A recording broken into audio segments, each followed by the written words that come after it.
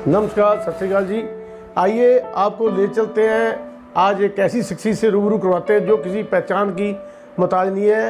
मैं आपको मिलवाने जा रहा हूँ जीपीएस किंगराज, जो कि बार एसोसिएशन के पूर्व प्रधान हैं।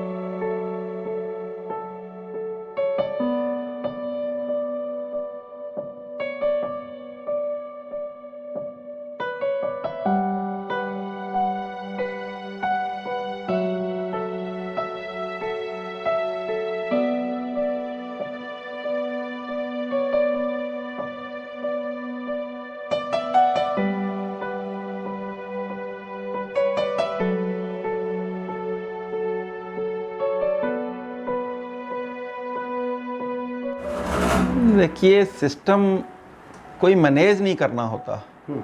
जो मैनेज किया जाता है वो तो आर्टिफिशियल चीज़ है। जो कुदरती चीज़ है वो अपने आप ही मैनेज होती है। इसमें कुछ मैनेज करने वाली कोई बात नहीं है।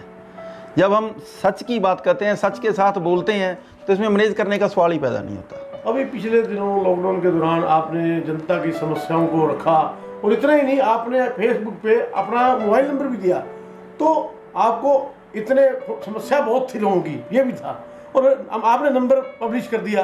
तो फिर आप कैसे मैनेजमेंट इस कार्यक्रम में आए? मैं ये पूछना चाहता हूँ। मैं लॉकडाउन के दौरान नंबर मैंने इसलिए दिया, पहले तो मैं आपको बता दूँ कि यहाँ पे जो सिरसा जिला में ना तो प्रशासन और ना ही जो राजनीतिक लोग, मैं यूँ कहूँ कि यहाँ पे जितने भी अपने चुने हुए नुमाइंदे भी थे, ज़्यादातर किसी की कोई सिरदर्दी नहीं थी। कोई आदमी लोगों के लिए आगे नहीं आया, और लोगों की जो दुख तकलीफ़ थी वो इतनी ज़्यादा थी कि कोई उनकी बात सुनने को भी तैयार नहीं था। तो अल्टीमेटली मैंने मेरा नंबर जारी किया कि किसी भी आदमी को कोई भी समस्या हो तो वो इस नंबर पे मेरे को सिंपल एक व्हाट्सएप मैसेज करे।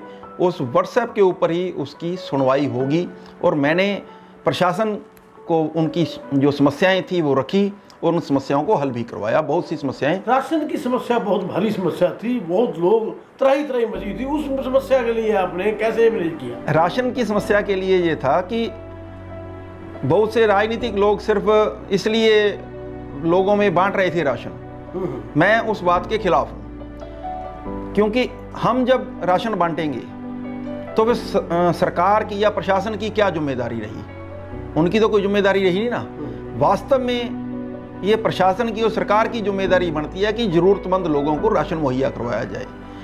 और बहुत से लोगों ने राशन बांटा, उसमें राजनीति करने की कोशिश की, ये कोई अच्छी बात नहीं है। तो हम जो एडमिनिस्ट्रेशन के लोग हैं, जो प्रशासनिक लोग हैं, उनको उनकी जिम्मेदारी का एहसास दिलाने के लिए कि भाई आपकी जिम्मेदारी है, आप करो। और मैं वो जो जैसे ही किसी का मैसेज मेरे पास आता था, मैं वो मैसेज उसी प्रकार आगे प्रशासन को फॉरवर्ड कर देता था और उनके पास राशन पहुंचता था। किंगराज, ये क्या है मुद्दा है जो मिडिल क्लास लोगों का है, उसमें क्या है, जो बड़े लोग हैं उन्हें कोई लॉकडाउन का फर्क नहीं हुआ, और जो बिल्कुल गरीब तबका था उन्हें कहीं ना कहीं संस्थाएं भी कुछ दे रही थी। राशन उनके पीले कार्ड भी थे, नीले कार्ड भी थे। पर ऐसे कुछ मिडिल क्लास के लोग हैं जो किसी के आगे हाथ नहीं फैला सकते, जो किसी से खैरात नहीं मांग सकते। उनके लिए प्रशासन ने या सरकार ने क्या कुछ किया, क्या लगता है? आपने देखा होगा, प्रशासन से मिडिल क्लास के लिए भी मैं मिल के आया था, और मैंने ये भी कहा था कि मिडिल क्लास को कम से कम बिजली पानी के जो बिल हैं उनमें ही राहत दी जाए। और जो 20 लाख करोड़ रुपए का जो पैकेज देने की बात है, मैंने कहा था कि ये बिल्कुल एक झुंझुना है। ये कोई मतलब लोगों को सीधे तौर पे ऐसी कोई राहत सरकार की तरफ से नहीं दी गई है। और जब तक लोगों को सीधी राहत नहीं आएगी तो ये लोगों द्वारा दिए गए टैक्स जो हैं, जो खजाना हम लोग टैक्स के दे के भरते हैं, उस खजाने का उस जो है मिसयूज़ है। तो ये लोगों के पैसे के साथ, लोगों के द्वारा दिए गए टैक्स के साथ सीधी लूट है। ये मैंने प्रशासन को भी कहा था, और हमने प्रधानमंत्री को ये चिट्ठी भी लिखी है।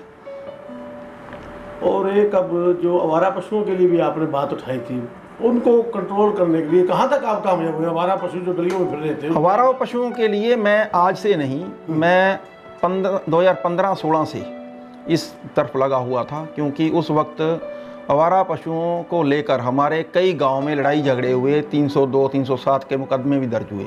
उस वक्त मैं लगभग ज़िले की सभी गौशालाओं के पास भी गया कि इस मुद्दे को आप हल कीजिए।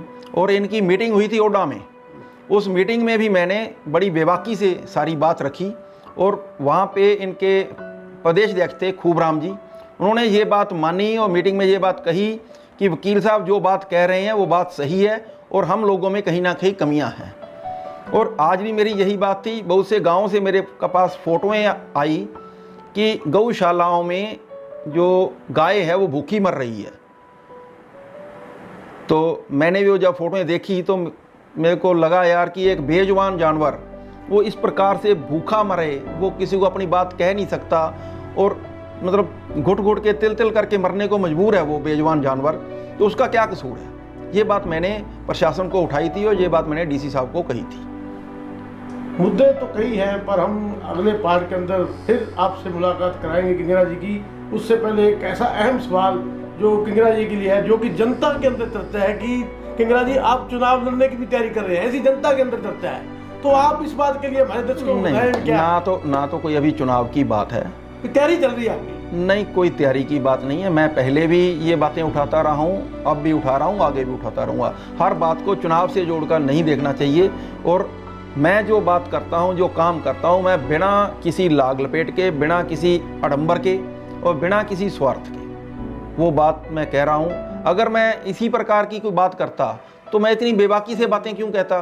कितने के राजनेता हैं, कितने के चुनाव लड़ने वाले लोग हैं जो इन मुद्दों को उठाते हैं, जिन मुद्दों को मैं उठाता हूँ, बताइए आप मेरे को।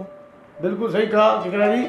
मैं आपसे ये गुजारिश करूंगा कि इस बात को ज़्यादा से ज़्यादा लाइक करें, शेयर करें। उसका कारण क्या है? क्योंकि किंगरा जी ने मिडिल क्लास लोगों के लिए मसला उठाया है, एजुकेशन का मसला उठाया है, हमारा पशुओं का मसला उठाया है। तो क्या पता आपके एक शहर से किसी की ज़िंदगी बदल जाए। देखते रहिए टक्कर टुडे। धन्यवाद, शुक्रिया, नमस्कार, धन्यवाद।